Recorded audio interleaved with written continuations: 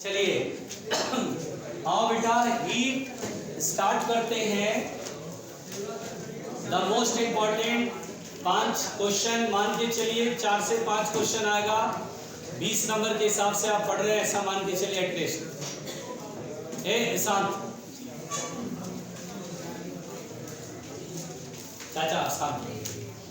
Heat जो chapter है बेटा, हीट जो पूरा यूनिट है तो सुन लीजिए ध्यान से।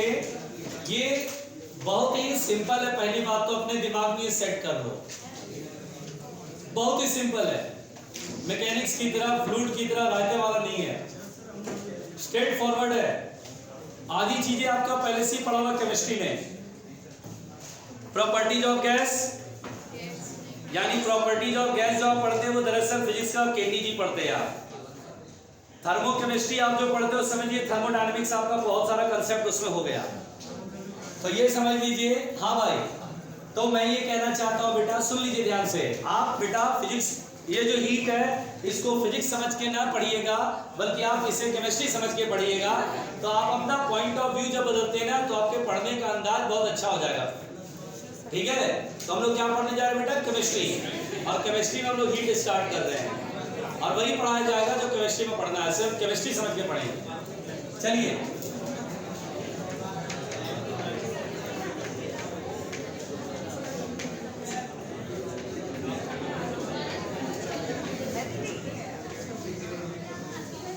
देखिए, पहला चैप्टर है शांत शांत शांत।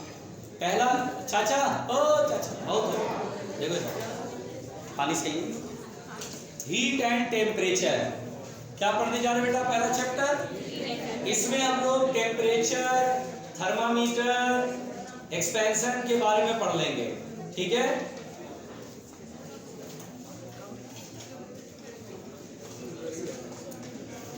चलिए अब सब छोड़ दो, सब व्यर्थ है, अब मुंडी पर करो। देखो हीट एंड टेम्परेचर में बेटा सबसे पहले हम लोग को इंटरनल एनर्जी के बारे में पढ़ना होता है।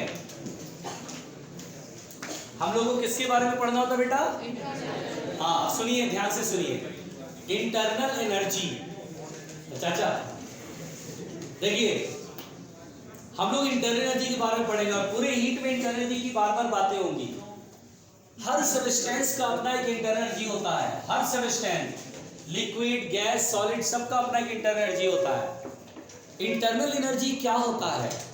इंटरनल एनर्जी होता है कि सबस्टेंस में मॉलिक्यूल होते हैं, तो मॉलिक्यूल्स हैं, वहां पे बॉन्ड है, बॉन्डिंग है एक मॉलिक्यूल का दूसरे मॉलिक्यूल से, तो वहां पर बेटा पोटेंशियल एनर्जी होगी। फिर मॉलिक्यूल अपनी पोजीशन पर वाइब्रेट कर रहे होते हैं सॉलिड के अंदर, गैस के अंदर मॉलिक्यूल तो पूरे स्पेस में घूम रहे होते हैं।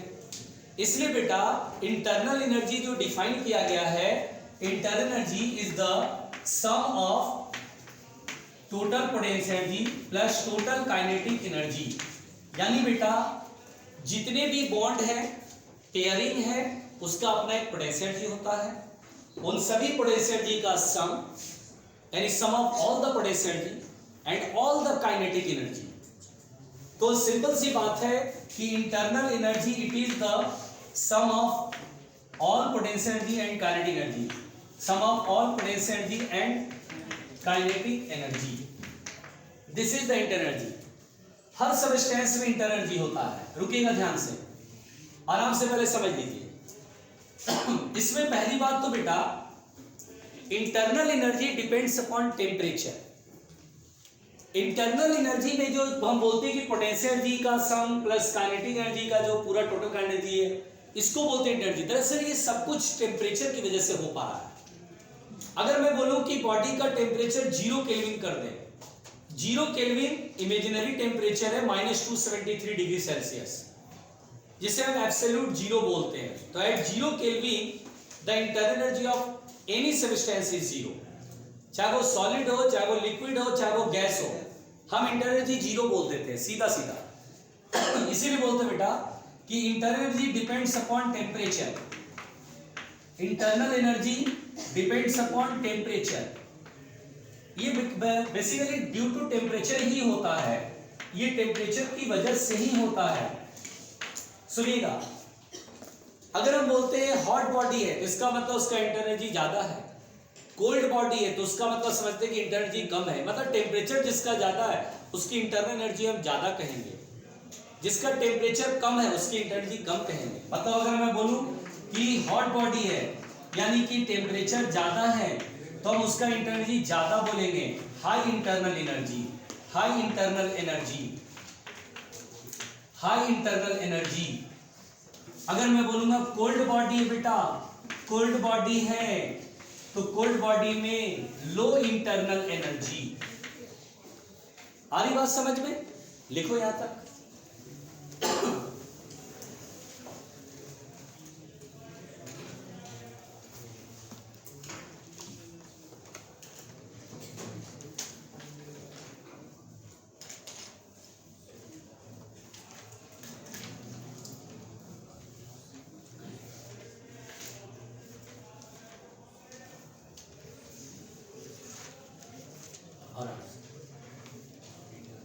तो छोड़ दो।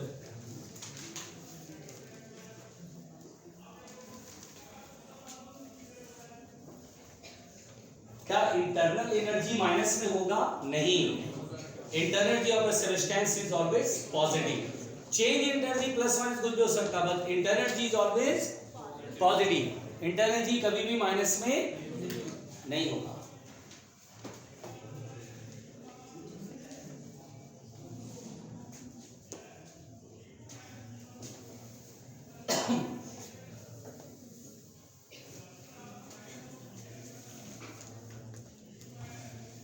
अगर मान लो बेटा मैं आइडियल गैस की बात करूंगा, आइडियल गैस में मेरी बात सुनिएगा ध्यान से।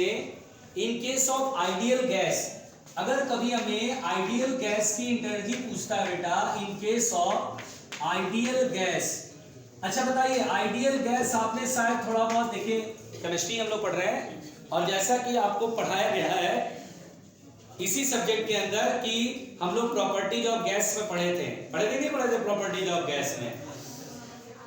उस समय हमारी दाढ़ी थोड़ी बड़ी हो गई थी, उस समय हमारी थोड़ी दाढ़ी बड़ी हो गई थी और मेरा सरनेम आलम हो गया था ठीक है। और उसके बाद मैंने आप लोगों को कहा था, और मैंने क्या कहा था, आइडियल गैस में बेटा मॉलिक्यूल्स एक दूसरे से इंटरैक्ट नहीं करते। आराम से आराम से बेटा देखो, मैं इसलिए बोल रहा हूँ ताकि आपका नजरिया बदल जाए, आपका पॉइंट ऑफ व्यू बदल जाए। बात समझ में आ रहा है? आसान हमेशा फील करना चाहिए। रुक जाओ, इसको अगर फिजिक्स समझ के पढ़ोगे ना तो तुम्हें हमेशा टफ लगेगा। जैसे तुम्हारा इलास्टिसिटी में रायता फैला, फ्लूइड में रायता फैला, पूरी मैकेनिक्स में तो रायता ही फैला, बेचारों को समझ ही नहीं आया क्या पढ़ा दिया। कंप्लीट हो गया, तुम लोग पता है 2 unit already completed, mechanics, fluid, properties of matter पूरी तरह से कंप्लीट हो गया कंप्लीट, लेकिन पता नहीं क्या हुआ था, है कि नहीं, कुछ भी याद नहीं रहा। तो इसलिए बोल रहा बेटा, केमिस्ट्री एंड बायोलॉजी में पढ़ाई गई सारी बातें आपके टिप्स पे रहती हैं, याद रहती हैं। आप इसे केमिस्ट्री की नजर से देखो। क्या आइडियल गैस में लोगों ने पढ़ा हुआ है कि मॉलिक्यूल एक दूसरे से इंटरैक्ट, क्या नहीं, यानी इसका मतलब होता है बेटा potential energy zero, potential energy is. So हम लोग यहाँ पर इंटरनल एनर्जी पता है किसके बराबर लिखते हैं? केवल sum of kinetic energy only, sum of kinetic energy. तो आइडियल गैस में बेटा हम काइनेटिक एनर्जी को ऐड कर देंगे तो हमें internal energy of the gas मिल जाएगा। सिरजा दीदी छोड़ दो, बोलो क्लियर? चलिए यहां तक तो हमने इंटरनल एनर्जी पढ़ लिया, यहां तक हमने इंटरनल एनर्जी को पढ़ लिया, ठीक है बेटा दे बेटा। अच्छा चलिए अब एक बात सुनिए सभी लोग, सब लोग एक बात सुनिए। अगर मैं आपसे बोलूं बेटा heat, what is heat? Heat किसे कहते हैं? सुनिए पहले 1 बाय 1 करके सुनिए। वो भैया का दोस्ती होगा उससे बहुत करना वाला, ठीक है भाई, दो दोस्त है एकदम, ठीक है ठीक है बढ़िया। अच्छा कर सुनिए सुनिए सुनिए है सुनिए। हीट कोई बताना चाहते हैं व्हाट इज हीट? एक सेकंड, एक साथ इकट्ठा झुंड में बोले तो कैसे सुन पाए? रेज योर हैंड, हाँ बोलो बेटा। यस, हीट का मतलब सिर्फ लोग बोल देते हैं heat is a form of energy, तो मैं बोलूं what is a sound, sound is a form of energy, what is nuclear energy, it is a form of energy. हो गया भाई, सब तो एनर्जी का ही फॉर्म है, तो हीट को हीट क्यों कह रहे हैं? हाँ तुम बोलो। सुनो, हाँ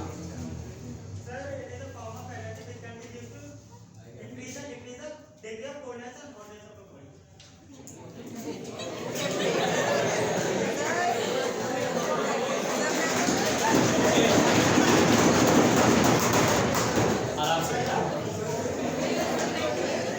तो सब जानवर की तरह करते हैं। मगर अच्छा, हमको ऐसा लगा, जैसे फील ऐसा आया कि हम प्रधानमंत्री बने थे, चले थे बनने, हम पार्षद भी ना बन पाए, ये हालत लग रही है। अच्छा सुनिए, आपका प्रयास अच्छा था, हम प्रयास पे आपको अप्रिशिएट कर रहे हैं, अच्छा ट्राई था, स्टार्ट बहुत अच्छा गया था इसका, लेकिन फिर वो रास्ता भटक के कहीं और पहुंच गया, वो जाना कहीं और था, पहुंच कहीं और गए थे, कोई बात नहीं बेटा, लेकिन फिर भी वेरी गुड। इसका मेरे को डेफिनेशन ठीक लगा, उसको मैं थोड़ा और आगे पीछे थोड़ा सजा देते, उसको ठीक कर देते। देखिए पहली बात तो बेटा इसको मैं ऐसे समझाता हूं, सुनिएगा पहले ध्यान से। हम पुराने समय से नए समय की तरफ चलते हुए आ रहे हैं, और हीट को अलग अलग तरीके से लोगों ने अलग अलग तरीके से पहचाना, वो जानना जरूरी है क्योंकि चैप्टर में इस्तेमाल होगा। पहले सुनिए ध्यान से। पहले के टाइम पर ये बोला जाता था कि हीट इज समथिंग, यानी बहुत पहले ये रिकॉग्नाइज नहीं हुआ था कि heat is a form of energy, ये नहीं रिकॉग्नाइज हुआ था। पहले के टाइम पर, बहुत पहले ये कहा जाता था heat is something to raise the temperature of a body, heat कुछ है जिससे कि बॉडी का टेम्परेचर बढ़ता है। बोला अच्छा ठीक है भाई। फिर उसके बाद लैब के अंदर हीट को कैलोरी में मेजर किया जाने लगा, तो हीट को कैलोरी के रूप में मेजर किया जाने लगा। तो जब पहली बार कैलोरी जब बोला गया, तो जिसने भी कैलोरी बताया उसने 1 कैलोरी का डेफिनेशन बताया। 1 कैलोरी का डेफिनेशन उसने ऐसे बताया, सुनते रहेगा आराम से। 1 calorie is the amount of heat, the amount of heat required, amount of heat required, heat required to raise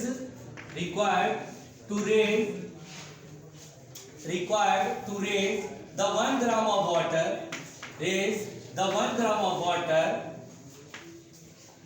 water from 14.5 degrees Celsius, 14.5 degrees Celsius to 15.5 degrees Celsius, 15.5 degrees Celsius। बोला ठीक है, heat is something to raise the temperature of the body of the substance, और heat को laboratory में calorie measure किया गया, joule में नहीं बोला गया, जूल में नहीं बोला गया क्योंकि इसे एनर्जी के रूप में रिकॉग्नाइज नहीं किया गया था। बोला ठीक, 1 calorie the amount of heat required to raise the 1 gram of water from 14.5 to 15.5, यानी 1 डिग्री सेल्सियस का चेंज हुआ, लेकिन कितना से कितना टेम्परेचर, तो 14.5 से 15.5 तक गर्म करने में ठीक 1 कैलोरी उसको डिफाइन किया गया। क्या इसके पीछे पैरामीटर्स है वो हम लोग को नहीं जानना, बस आपको 1 कैलोरी का डेफिनेशन याद रखना है। फिर सुनिए, उसके बाद थोड़ा सा और आगे टाइम बीता, और उसमें ये देखा गया कि यार किसी बॉडी को हम गर्म करते तो पता है बहुत पहले आग की जो खोज हुई थी उसमें पत्थरों को रगड़ करके, बोला अगर पत्थर को भी रगड़ते तो गर्म हो जाता है। बोला गर्म तो हम आग पे रखते हैं वहां भी गर्म होता है, और रगड़ने से भी बॉडी गर्म होती है। बोला हाँ यार, गर्म दोनों तरीके से होती है, या तो बॉडी को आग पे चढ़ा दो तो गर्म हो जाएगी, या खुरदरे रफ सरफेस पर आप बॉडी को घिस दो तो भी गर्म हो जाएगी। बोला अच्छा, गर्म करने के 2 तरीके हैं, आग पे रख दो या रफ सरफेस पे रगड़ दो, है ना, रब कर दो, वहां भी गर्म हो जाएगी। बोला जब हम रब करते हैं तो हम वर्क करते हैं। बोला ठीक है, आप वर्क करते हो, that work is called mechanical work. तो मैकेनिकल वर्क जो कि हम जूल में मेजर करते हैं, मैकेनिकल वर्क जो कि हम जूल में मेजर करते हैं, मैकेनिकल वर्क जो कि हम जूल में मेजर करते हैं, ध्यान से सुनना बेटा, मैकेनिकल वर्क जो कि हम जूल में मेजर करते हैं, और उतना ही टेम्परेचर बॉडी का बढ़ाने के लिए मैं हीट देता हूं कैलोरी में, हीट देता हूँ कैलोरी में। देखिए उस टाइम की बात कर रहा हूँ जिस समय हमें ये पता ही नहीं था कि कैलोरी और जूल तो एक ही बात है, लेकिन उस समय नहीं पता था। इसे बोला पुराने टाइम से नए टाइम पे आ रहे हैं, जिससे कि आपको क्वेश्चन मिलेंगे, न्यूमेरिकल मिलेंगे और आप कंफ्यूज नहीं होंगे। तो बोला मैकेनिकल वर्क करना पड़ता बॉडी को गर्म करने के लिए भी, और आग में रखते हीट देते तो भी गर्म हो जाता है यार। W और H में रिलेशन, तो फिर बहुत आराम से W बराबर JH ये रिलेशन एस्टैब्लिश किया गया। W बराबर JH, इसका मतलब हुआ एक बॉडी को गर्म करना, 1 डिग्री सेल्सियस गर्म करना है, तो उसको वर्क कितना करा वो और हीट कितना दिया वो दोनों ही कैलकुलेट किया और डिवाइड किया तो J के बराबर आया। W/H J के बराबर आया। आराम से सुनना बेटा, जरूरी बात है। इस J को बोलते हैं हम लोग बेटा mechanical equivalent of heat. Mechanical equivalent of heat, mechanical equivalent of heat, जिसकी वैल्यू फाइंड करी गई और इसकी वैल्यू फाइंड करके लिखी गई 4.2 joule per calorie, 4.18 joule per calorie, जिससे 4.2 जूल पर कैलोरी लिख रहा हूं मैं। एक मिनट, अब ये रिलेशन लोगों को बता दिया गया और बोल दिया गया कि भाई अगर इस बॉडी को गर्म करने के लिए मैंने लैब में ना 2 कैलोरी हीट दिया तो बता रगड़ करके गर्म करना है सेम टेम्परेचर से, कितना वर्क करेगा? तो बोलते थे भाई इसमें रख ले, 2 कैलोरी दिया तो 2, 4.2 इसकी वैल्यू है 8.4, तेरे को 8.4 जूल वर्क करना पड़ेगा, बॉडी उतना ही गर्म होगा जितना तू आग पे रख के गर्म किया। बड़ा इंपॉर्टेंट था ये रिलेशन उस जमाने में। इस J को बोलते हैं mechanical equivalent of heat. It is a constant term which is equal to 4.2 joule per calorie. बोलो क्लियर यहां तक? अभी हम लोग पुराने जमाने में चल रहे हैं, धीरे धीरे नए जमाने की तरफ आ जाएंगे। देख लो पहले आता है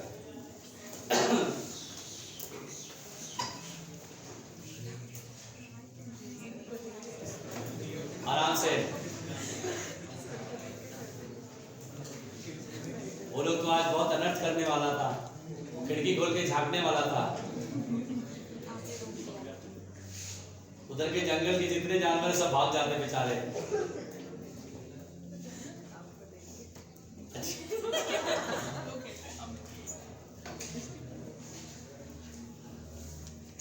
आराम से। तो दोस्त बन गया उसका, बहुत कर्रा दोस्त हो गया उसका, आधा ध्यान उधर ही रहता है।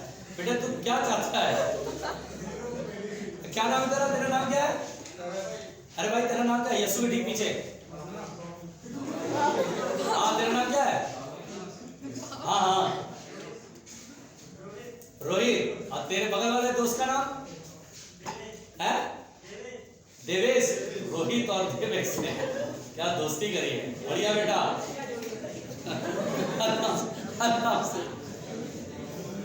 अच्छे दोनों ही पढ़ने वाले बच्चे हैं, दोनों में दोस्ती होगी, बहुत अच्छा लग रहा है मुझे। अच्छा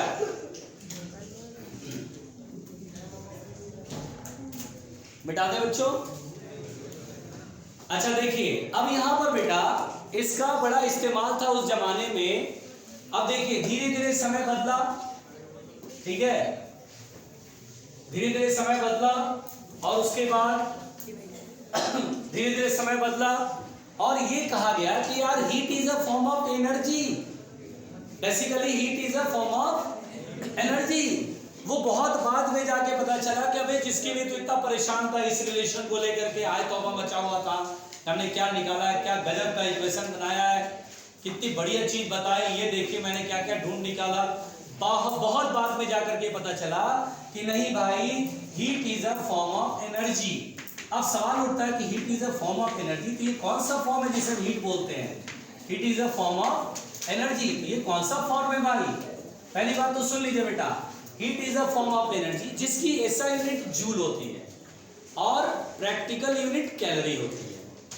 यानी आज की तारीख में इस W बराबर JH का कोई इस्तेमाल नहीं रहा। अगर कोई बोलता है हीट 2 कैलोरी है उसे जूल में कन्वर्ट करो तो 1 कैलोरी 4.2 जूल के बराबर होता, रख लेंगे, इसकी जरूरत भी नहीं है मुझे। बोलो बात समझ में आ रहा है? अब यहां पर सुनना बेटा, heat is a form of energy, तो ये एनर्जी का कौन सा फॉर्म है? एनर्जी के तो बहुत सारे फॉर्म होते हैं, हम किस फॉर्म को हीट बोलते हैं? तो बोला गया कि देखिए जब आप हॉट बॉडी को यानी हाई टेम्परेचर पर कोई बॉडी है, हॉट बॉडी को कांटेक्ट में रखते हैं कोल्ड बॉडी के, फिजिकल कांटेक्ट होना चाहिए और body should be conducting, body should be conducting होना चाहिए। बात समझिए, हॉट बॉडी को कोल्ड बॉडी के कांटेक्ट में रखते हैं, physical contact, and the body should be conducting. तो हम ये देखते हैं कि हॉट बॉडी से कोल्ड बॉडी की तरफ एनर्जी का एक फ्लो होता है। उस फ्लो की वजह से हॉट बॉडी का टेम्परेचर डाउन होता है, कोल्ड बॉडी का टेम्परेचर राइज होता है, और तब तक यहाँ पर डिक्रीज और तब तक इंक्रीज होता है जब तक कि दोनों का टेम्परेचर सेम ना हो जाए। और सोच के देखिए बेटा, हॉट बॉडी का एनर्जी ज्यादा, टेम्परेचर डाउन होने से एनर्जी डाउन हो रही है। कोल्ड बॉडी का इंटर एनर्जी कम, क्योंकि टेम्परेचर कम है तो एनर्जी कम, और ये धीरे धीरे इंटर एनर्जी बढ़ रही है। ऐसा लग रहा है एनर्जी यहाँ कम हो रहा है, यहाँ बढ़ रहा है, एनर्जी का फ्लो हो रहा है, दिखाई थोड़ी दे रहा है, यहाँ में कोई धकेलना थोड़ी पड़ रहा है। हम हॉट और कोल्ड बॉडी को केवल कांटेक्ट में रखते हैं और अपने आप ये काम होता है। तो हम बोलते हैं दरअसल जब हॉट बॉडी को कोल्ड बॉडी के कांटेक्ट में रखते हैं तो हम देखते हैं कि एनर्जी का फ्लो होता है from high temperature to low temperature. Energy घट रही है, एनर्जी बढ़ रही है, एनर्जी फ्लो हो रही है, और इस एनर्जी के फ्लो में किसी बाहरी इंसान का कोई रोल नहीं है, यानी without involving any mechanical work, बिना किसी वर्क के, कोई मशीन नहीं चलाना पड़ा, अपने आप हो गया। तो हम बोलते हैं the energy in transit due to temperature difference in which no work is involved is said to be the heat. Energy in flow from high temperature to low temperature without involving any mechanical work is said to be the heat. यानी heat वह energy है जो high temperature से low temperature की तरफ flow हो रहा है, जिसमें कोई मैकेनिकल वर्क नहीं करना पड़ रहा। ये टेम्परेचर डिफरेंस की वजह से अपने आप फ्लो होता है। जब जब टेम्परेचर डिफरेंस होगा तो फ्लो होगा, इसमें कोई बाहर से वर्क नहीं करना होगा। एनर्जी के इसी रूप को बोला गया heat. So basically heat is a form of energy which flows from high temperature to low temperature without involving any mechanical work. बात समझ में आ गया?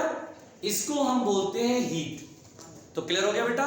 हीट की बात समझ में आ गई। अब आपको क्या बोलना है? Heat is a form of energy in flow. Flow जब तक हो रहा तब तक हीट कहलाएगा। हीट फ्लो हो रहा तब तक हीट कहलाता है। देखिए मैं आपको एक बात बताता हूं, एक फिजिक्स में किताब है एससी वर्मा। एससी वर्मा, अब आप लोगों को करंट इलेक्ट्रिसिटी में एक बात मैं आपको बताऊंगा कि रजिस्टर में जब करंट पास होता है, रजिस्टर में जब करंट पास होता है तो यहां पे लोग बोलते हैं हीट एनर्जी प्रोड्यूस होता है। फिलामेंट में हीट एनर्जी प्रोड्यूस होता है और वो हीट एनर्जी I²RT लिखते हैं। तो तुरंत एससी वर्मा साहब ने अपनी थ्योरी में लिखा हुआ है, बिल्कुल फ्रंट पेज पे लिखा हुआ है कि हीट एनर्जी तो due to temperature difference energy flow करता है। दरअसल यहाँ पर इस रजिस्टर में जब हम करंट को फ्लो कराते हैं तो हीट एनर्जी नहीं बोलना चाहिए, बल्कि सही वर्ड है थर्मल एनर्जी प्रोड्यूस होता है। टेम्परेचर की वजह से जो एनर्जी प्रोड्यूस होता है उसे बोलते हैं थर्मल एनर्जी। तो यहाँ पर दरअसल थर्मल एनर्जी है, और वो एससी वर्मा साहब ने अपने फ्रंट पेज पर चैप्टर स्टार्ट किया, वहीं पे लिखा है, पहले वाले पैराग्राफ में लिख दिया कि रजिस्टर में जो हीट एनर्जी प्रोड्यूस होता है वो टेक्निकली रॉन्ग है, सही होता है वहां पे थर्मल एनर्जी बोलना चाहिए। लेकिन हम बोल देते हैं बोलचाल की भाषा में हीट प्रोड्यूस्ड हो गया, लेकिन हीट दरअसल energy in flow due to the temperature difference है। बोलो बात समझ में आ गई पूरी तरह से? क्लियर हो गया? टाइम बचा है? ठीक है, बाकी बातें